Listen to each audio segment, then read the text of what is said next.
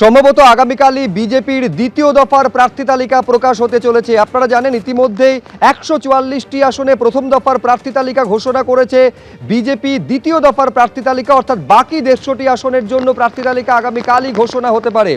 এই মুহূর্তে দিল্লিতে প্রবল বৃষ্টি হচ্ছে। যে কেন্দ্রীয় নির্বাচন কমিটি বিজেপির তার সঙ্গে প্রধানমন্ত্রীর যে বৈঠক আজকে রয়েছে, যে বৈঠকে কেন্দ্রীয় স্বরাষ্ট্রমন্ত্রী তারও উপস্থিত থাকার কথা রয়েছে এবং সেখানেই চূড়ান্ত শিলমোহর পড়বে। আর তারপরই বিজেপির যে দ্বিতীয় দফার প্রার্থী তালিকা বাকি 150টি আসনের জন্য পশ্চিমবঙ্গ সহ 5টি রাজ্যের আগামীকালই তা প্রকাশিত হতে পারে।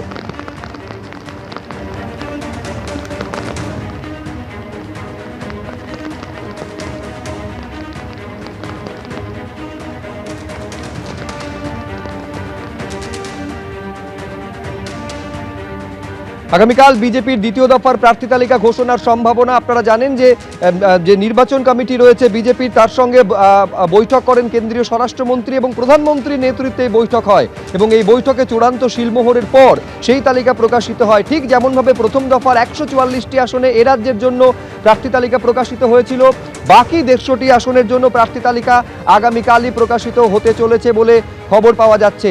একই সঙ্গে পশ্চিমবঙ্গ সহ আরও 5টি রাজ্য এবং কেন্দ্রশাসিত অঞ্চলের জন্যও তালিকা নিয়ে চূড়ান্ত শিলমোহর আজই পড়ে যাওয়ার সম্ভাবনা এবং কাল প্রকাশিত হতে পারে দ্বিতীয় দফার প্রার্থী তালিকা। একই সঙ্গে আগামীকালই কংগ্রেসের প্রার্থী তালিকাও প্রকাশিত হতে পারে। 294টি আসনের জন্য কংগ্রেসের প্রার্থী তালিকায় এআইসিসির অনুমোদন মিললেই প্রকাশিত হয়ে যাবে প্রার্থী তালিকা। প্রার্থী হতে পারেন শুভঙ্কর সরকার এবং অধীর চৌধুরী। অধীর চৌধুরী আপনারা জানেন লোকসভা নির্বাচনে তিনি পরাজিত হয়েছিলেন ইউসুফ পাঠানের কাছে। বিধানসভায় এবার তাকে প্রার্থী করতে পারে কংগ্রেস, এই সম্ভাবনা জোরালো হচ্ছে। প্রার্থী হতে পারেন মৌসম বেনজির নূর, মনোজ চক্রবর্তী, আব্দুল মান্নান, আশুতোষ চট্টোপাধ্যায়কেও টিকিট দিতে পারে কংগ্রেস। সোমেন পুত্র রোহানকে প্রার্থী করতে পারে কংগ্রেস, সন্তোষ পাঠককেও টিকিট দিতে পারে দল। এই ভোটে নিজের দলের থেকে তৃণমূল কংগ্রেসকে অনেকটা এগিয়ে রাখলেন কংগ্রেস সাংসদ অভিষেক মনু সিংভি। তিনি বলছেন যে কংগ্রেস জিততে পারবে বলে আমি মনে করি না, কিন্তু ইন্ডি জোটের অত্যন্ত গুরুত্বপূর্ণ শরিক, তাদের জয় নিশ্চিত। এই বলে তৃণমূল কংগ্রেসের জয়ের কার্যত ভবিষ্যৎবাণী করছেন কংগ্রেস সাংসদ। পশ্চিমবঙ্গে কংগ্রেসের ফল আগের থেকে ভালো হবে তিনি বলছেন। अब आते हैं अपन बंगाल में। बिल्कुल मैं सीधा मानता हूं कि अभी बहुत लेट है कि हम अपने आप कोई चीज़ चमत्कार दिखाएं वहाँ, लेकिन कम से कम इंडिया अलायंस के एक महत्वपूर्ण घटक जिनके साथ हम राष्ट्रीय स्तर पे हैं उनकी विजय पक्की है। ये कहना कि कांग्रेस जीतेगी मैं बिल्कुल नहीं मानता, लेकिन कांग्रेस अच्छा प्रदर्शन करेगी। किस रोल में करेगी, गठबंधन होगा नहीं होगा ये बात की बात है, ये मेरे कहने की बात नहीं है। लेकिन बीजेपी ने जितना हल्ला किया है वहाँ, जितना आपके सामने बार बार डींगे मारी हैं, पिछली बार आपने देखा कि सब लोग सोचते थे कि 210 215 की जो घोषणा बार बार माननीय अमित शाह जी ने की तो होने वाली है। माहौल पैदा करने में बीजेपी बहुत माहिर है। खोदा पहाड़ निकला चूहा, तो इस बार मैं समझता हूँ चूहे से भी कम निकलेगा और इसलिए वहाँ भी बीजेपी की हार पक्की है।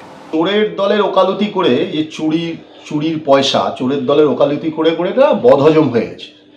পশ্চিমবাংলার আপামর কংগ্রেস কর্মীরা যখন অত্যাচারিত, খুন হচ্ছে, ধর্ষণ হচ্ছে এই সরকারি দলের দ্বারা, এই তৃণমূলের দ্বারা, তাদের হয়ে মন্তব্য করছেন দায়িত্বজ্ঞানহীন মন্তব্য, অত্যন্ত অপ্রয়োজনীয়, দায়িত্বজ্ঞানহীন, মানে বিন বুলায় মেহমান।